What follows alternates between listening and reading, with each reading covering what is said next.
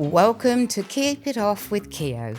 However you've lost your weight, whether it be weight loss surgery, injections, or organically, you will find that this is the only fact-based, no bullshit podcast that deals directly with the challenges of keeping your weight off for life and actually addresses them.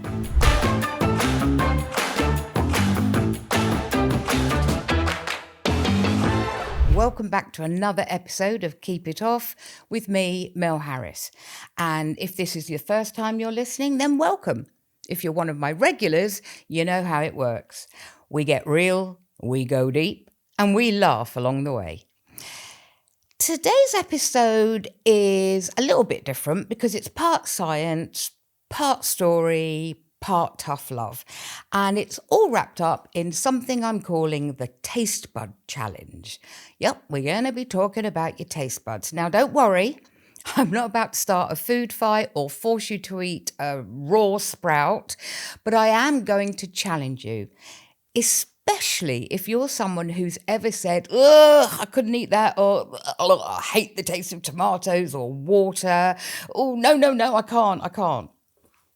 Ringing any bells? Look, we all have our food hang-ups, our ick lists, as they say nowadays, our never in a million years items, and that's fine. You're allowed preferences. You're allowed taste. But here's the kicker. Sometimes we're clinging to old taste patterns that don't serve us anymore. And in fact, they might be holding us back from the life and the health we don't just want, we need. Now, let me tell you a little story. It's about me and olives. And before you roll your eyes, hear me out.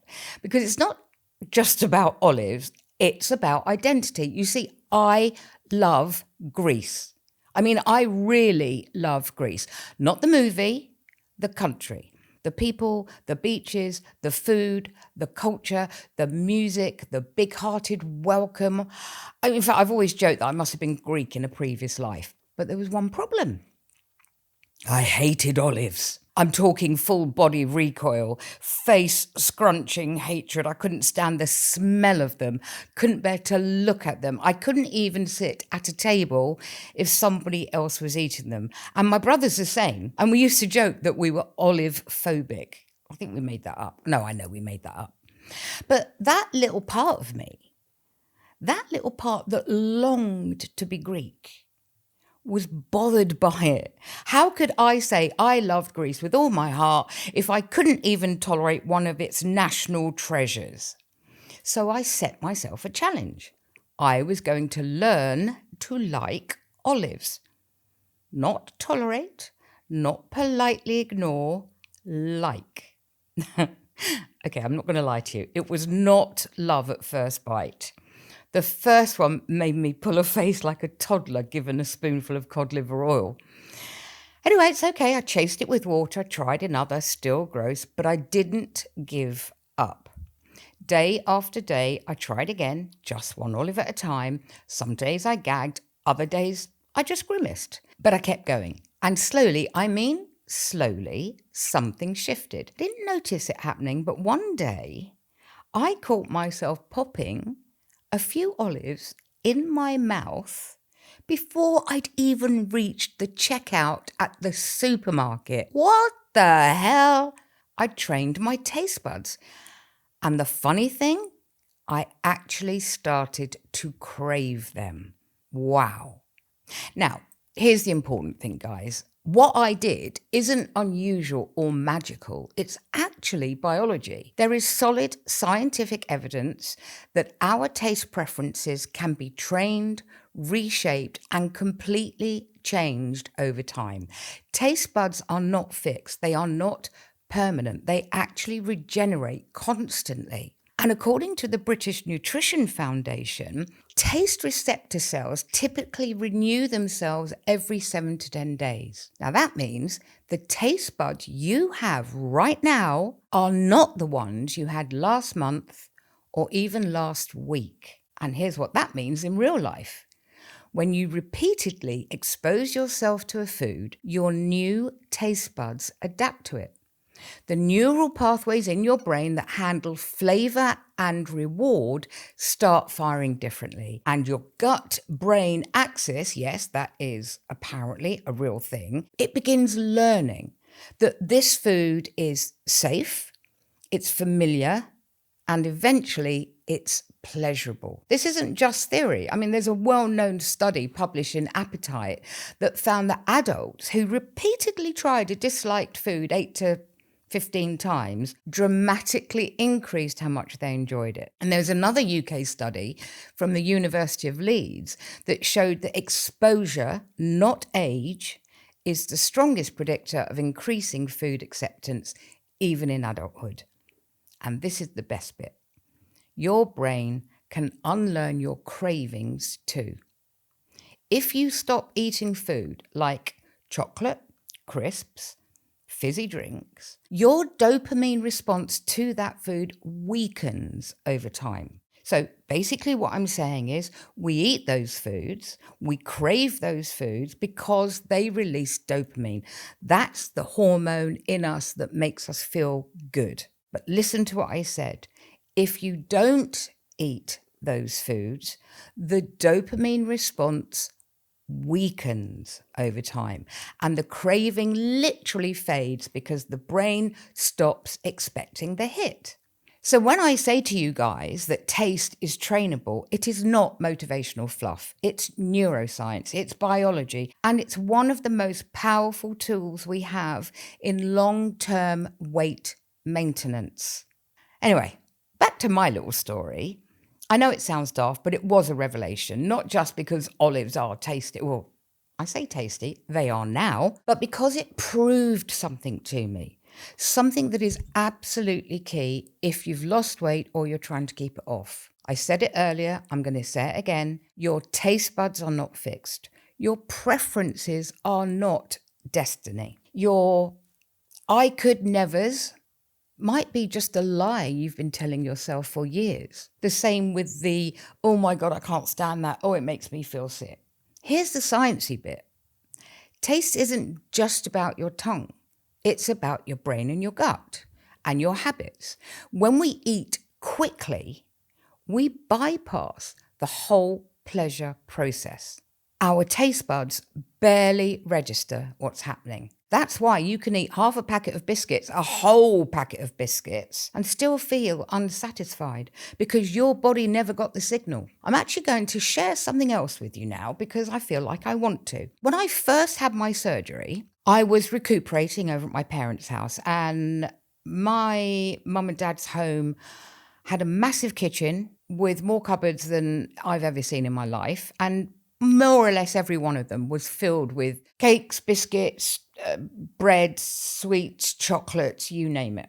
Anyway, I had only been out of hospital, I'd say 2 days, so I was on my liquid-only diet. But the sight of all this chocolate was getting too much for me to bear. And I figured that if I put chocolate in my mouth and I sucked on it, I let it melt, it would become liquid. I hope I'm not giving you any stupid ideas with that. That is not my intention. But you will never guess what happened. This chocolate melted very slowly in my mouth.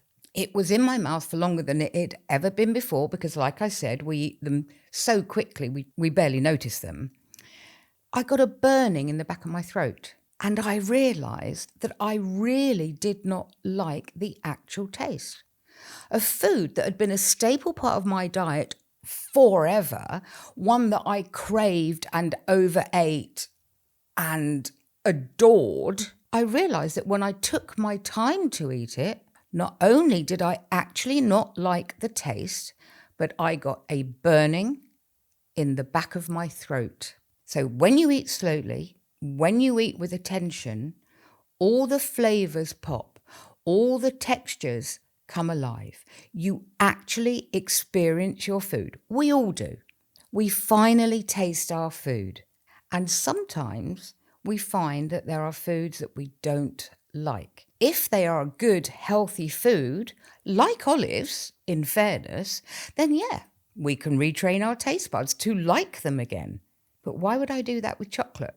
I'm proud of the fact now that chocolate has no appeal to me whatsoever. The same study that I spoke about earlier that was published in Appetite also found that people who slowed down their eating not only consumed less, but they reported greater satisfaction. And that's because they noticed the flavours more vividly. Now, your brain needs about 20 minutes to catch up with your stomach. And that's why slowing down is a game changer. I've said this over and over again. When we eat, it takes 20 minutes for the stomach to send a signal to the brain to say that we are full up. By that time, most people have eaten so much food, they're literally sitting there going, oh my God, I can't breathe, I can't eat anymore. My God, I've eaten so much. Because we've overeaten. But if we give our brain that 20 minutes by eating our food slowly, we get full up before we've cleared the plates. That's why slowing down is a real game changer in terms of keeping our weight off for life. And it's not just because it allows the stomach to digest our food properly. It is for the enjoyment. Yes, we get to taste it, but it's for the control that it gives us. Remember, for all of us, it will take 20 minutes for the stomach to send a signal to our brains to tell us that we are full up. By the time those 20 minutes have lapsed, we are all sitting there going, oh my God, I can't breathe. Oh my God, I've eaten too much. Oh no, why did I do it? Unbuttoning our jeans or loosening our belts, that kind of thing. You know what I'm talking about, right? So by slowing down, we're getting the control back. We're giving our body, our brain, our stomachs the 20 minutes that it needs. And when it has got the signal to say, you know, you're full up, right? You haven't cleared your whole plate. You're eating far less. And guess what that does? It means you're consuming a lot less calories. So if this has hit home with you, and I know it will for so many of you, I know it did with me, so I need you to take this further. Join my 7-day Taste Bud Challenge inside the Keto community. It's free for all members. It's designed to retrain your palate, reduce cravings, help you build a calmer, more confident relationship with food, one tiny step at a time. You'll get a daily habit prompt. You'll get one food challenge a day. You'll get a taste training worksheet. You'll get a video from me walking you through each step, and you'll get your own progress tracker. This is your moment, your reset. This is your chance to take back control of your tastes, your environment, and your future. Click the link in the show notes. Join us. Don't sit on this. Your taste buds are ready to change. You just need to start. Remember, change always comes after action. If I can train mine, you will train yours. I'll see you inside.